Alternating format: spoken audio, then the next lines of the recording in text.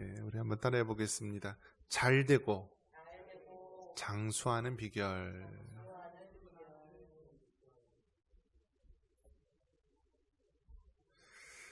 오늘의 소요리 문답 63번에서 66번에 해당하는 것으로서 제5계명 네 부모를 공경하라에 대한 부분입니다. 오늘 말씀의 제목처럼 이 제5계명을 지켰을 때 하나님께서 잘되고 장수하는 이 축복을 주신다고 약속을 하셨습니다. 여러분, 사람의 이 본성, 이 사람의 근본이 어떨까요? 이 사람의 본성은요, 죄성으로 가득하여 있습니다. 그래서 이 죄성이 무엇이냐? 죄된 본성, 죄를 지으려고 하는 본성. 그렇기 때문에 하나님의 성령이 또 주의 말씀이 우리를 주장하지 않는다면 우리는 정말 죄를 지을 수밖에 없는 자입니다. 문제가 있는 사람들 이렇게 보면 어떻습니까? 어느 파일럿, 비행기 조종사가 있는데요. 그 비행기 조종사가 굉장히 평상시에 근면성실하고 바르게 생활을 했던 사람인데요. 어느 날 보니까 그 비행기가 추락을 하고 말았습니다. 그런데 이 추락을 했을 때 그 사람의 특징을 보니까요, 그 주변이 온통 지저분하고 더럽혀지고 엉망이고 치워지지 않았다라는 것입니다. 그러니까 여러분 어떻습니까? 우리 마음의 상태하고요, 그 사람의 이 환경, 상황의 상태하고 같다라는 거예요. 미국의 지하철은 우리나라보다 훨씬 오래됐습니다. 그래서 150년, 200년 굉장히 오래된 지하철인데요. 그 지하철이 미로처럼 되어 있는데요. 과거에 그 지하철을 탈 수가 없었다라고 합니다. 왜냐하면 우범지대이기 때문에.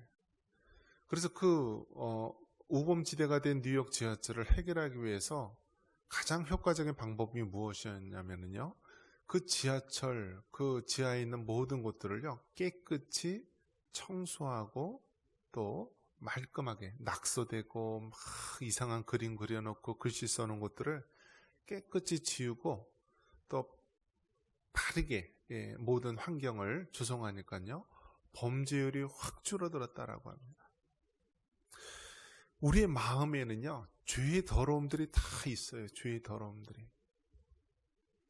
문제 있는 집들 보면 어떻습니까? 집을 안 치워요. 신방을 가다 보면은요, 민망해요. 어떨 때는 발 디딜 틈도 없어요. 또 거기다가 짐승도 키우잖아요. 그러면은 본인들은 못 느끼겠지만 굉장히 지저분하죠. 막 개털, 고양이 털, 또 똥오줌 못 가려서 막 여기저기 싸대고요. 어떤 여자는요, 갑자기 사망을 했는데 목구멍에서 이 고양이 털이 한 주먹이 나왔다라고 합니다. 이 짐승의 털이. 집안에 쓰레기가 있고요, 더러움이 있는 것은 어떤 면에서 보면 당연합니다. 근데 중요한 것은 무엇이죠? 쓰레기는 어디 있어야 돼요? 쓰레기통, 휴지통이 있어야 되잖아요. 그런데 그게 구별되지 않고요, 쓰레기통이 그 쓰레기 안에 들어가 있어야 되는데 그것이 온 천지, 방 안에, 부엌에, 거실에 온 천지 쓰레기가 있으면 그것은 문제 있다라는 거예요. 문제 있다. 마찬가지로요, 모든 사람이요, 다 죄를 가지고 있는 거예요. 죄성을 가지고 있는 거예요. 죄를 지으려고 하는 본성이 있는데 이것을 하나님 앞에 회개하고 제 문제를 계속해서 해결해야 되는 거예요. 우리는 이미 목욕한 자로서 날마다 손과 발을 씻어야 되는데요, 이렇게 씻는 작업, 씻는 삶을 계속하지 않으면요, 우리의 죄가 우리의 온 천지에 쓰레기로, 더러움으로 가득 차게 되는 것입니다. 그래서 우리가 이것이 인간의 본성이에요. 이걸 놓치면 안 됩니다. 우리가 예수님을 믿는다고 해서요, 우리가 죄를 안 짓느냐? 그게 아니다라는 거예요. 다윗이 우리아의 아내를 범하고 간음죄를 범하고 또 우리아를 전쟁터에서 죽였을 때 다윗이 하나님을 몰랐습니까? 알고 있었잖아요. 또 은혜의 체험이 없었습니까? 그 거인 골리앗을 쓸어 넘어뜨리지 않았습니까? 그러니까 얼마든지 하나님을 믿으면서도 죄를 범할 수 있고요. 크신 은혜와 이적적인 체험을 했어도요, 죄를 범할 수 있다는 사실을 우리는 늘 깨닫고 겸손해야 된다는 거예요. 그렇기 때문에 우리 인간의 본성은 어떻다고요? 늘 죄성으로 가득해 있다. 그렇기 때문에 우리는 하나님 앞에 늘 회개해야 되고요, 성령의 도우심을 구하며 살아가야 됩니다. 오늘 이 제5계명에 보면은 네 부모를 공경하라, 네 부모에게 효도하라, 그렇게 이야기하면 되는데 왜 굳이 뒤에 다른 말을 붙였을까? 왜 그랬을 것 같아요? 우리 인간의 본성이 그만큼 악하기 때문에 그런 거예요. 예수님을 믿는다 할지라도, 하나님의 자녀라 할지라도요, 우리 인간의 본성이 악하기 때문에 하나님께서는요, 죄를 지을 때는요, 그 죄에 대한 심판을 말씀하신 것이고, 하나님 말씀대로 순종하며 따랐을 때는 거기에 따른 상급을 이야기해 주는 거예요. 네 부모를 공경하라, 그냥 이렇게 말하는 것으로 끝나지 않고, 그리하면 내가 이 땅에서 잘 되고 장수하리라 라고 말씀을 해주신 것인데, 그 이유는 우리 인간의 본성 때문에 그런 거예요. 우리 인간의 죄성 때문에 그런 거예요. 그렇게 안 한다고요. 그렇게 안 해요. 그렇게 하는 척 할 수는 있지만 안 해요. 인간의 본성이 악하기 때문에. 예수님을 믿고 하나님의 자녀가 되고 큰 은혜를 체험한다 할지라도요, 우리는 틈만 나면 죄를 지을 수 있는 그러한 가능성이 있는 거예요. 왜요?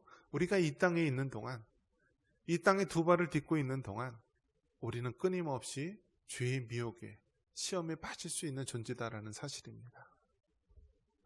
그래서 여러분, 죄를 안 짓는 게 중요한 것이 아니라 죄를 지었으면 바로 회개하고 늘 하나님께로 나아갈 수 있도록 하는 삶이 중요한 것입니다. 네 부모를 공경하라. 그래야면 내가 이 땅에서 잘 되고 장수한다. 그러면 한번 이걸 뒤돌려서 한번 생각해 볼까요? 이 땅에서 잘 안 돼요. 하늘님보다 안 돼요. 사업을 해도 안 되고요, 뭘 해도 안 되고 다 안 돼요. 그리고 맨날 건강한 거는 그렇게 건강식품 사다 먹고 좋은 음식 그렇게 사다 먹고 해도요, 항상 아프고요, 질병이 걸려요. 그럼 무엇을 돌아봐야 되죠? 오늘 성경 말씀처럼 내가 이 땅에서 잘 안 된다, 내가 이 땅에서 정말 싫음 앓고 늘 몸이 약하다, 그러면 우리는 정말 하나님 말씀처럼 부모를 공경하고 있는지, 정말 부모님에게 효도하고 있는지 점검해야 된다는 사실입니다. 이것이 바로 우리 인간관계의 기본이다라는 사실입니다. 10계명의 제5계명서부터 10계명까지는 사람과 사람 사이에 지켜야 될 계명인데, 이것이 제대로 지켜지지 않는다면 그 모든 이후에 나오는 사람과 사람 사이에 지켜야 될 계명들이 다 무너지게 된다는 사실입니다. 5계명을 내 부모를 공경하라 지키지 않고서 우리가 다른 사람을 사랑한다, 봉사를 한다, 다른 모든 선한 일을 한다, 그런 것이 있을 수 없다라는 사실입니다. 그렇게 한들 위선과 또 가면에 감춘 모습일 뿐이라는 사실입니다. 그래서 여러분, 정말 잘 되기를 원하십니까? 정말 우리가 이 땅에서 아프지 않고 장수하기를 원하십니까? 그렇다면 네 부모를 공경하라. 그럼 또 그런 분 계실 거 아니에요? 부모님 다 돌아가셨는데요, 아무도 없는데요. 이거를 넓게 봐야 된다는 거예요. 자, 우리 가정이라고 할 때는 혈육의 가정을 얘기하는 것입니다. 혈육의 가정. 그럼 교회는 어떤 가족이죠? 이건 혈육의 가족이 아니라 영적인 가족이에요. 영적인 가족. 그렇죠? 그러니까 집에는 누가 있어요? 육신의 부모님이 있는 거예요. 교회는 누가 있어요? 영적인 아버지가 있고 부모가 있는 거예요. 주일학교에서는 교사 선생님이 그 역할을 감당할 수 있게 되고요. 또 교회에서는 기도하는 권사님들이 그 일을, 또 장로님이 감당할 수 있는 그런 위치에 있고요. 궁극적으로는 교회에 세우신 목회자가 바로 영적인 부모가 되는 거예요. 하나님의 위임을 받은 그런 목회자가 그런 영적인 부모의 역할을 하는 거예요.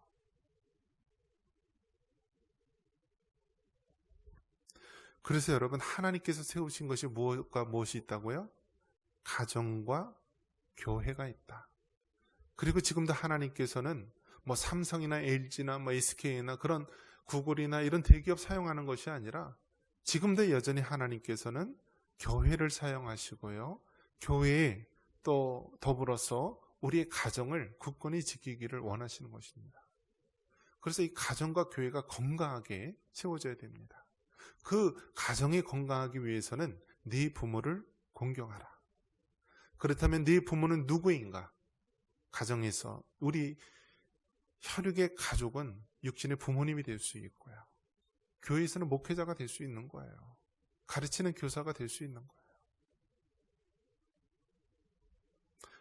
자, 그리고 또 더 넓게 생각한다면요, 정부를, 나라를 그렇게 생각할 수가 있는 거예요.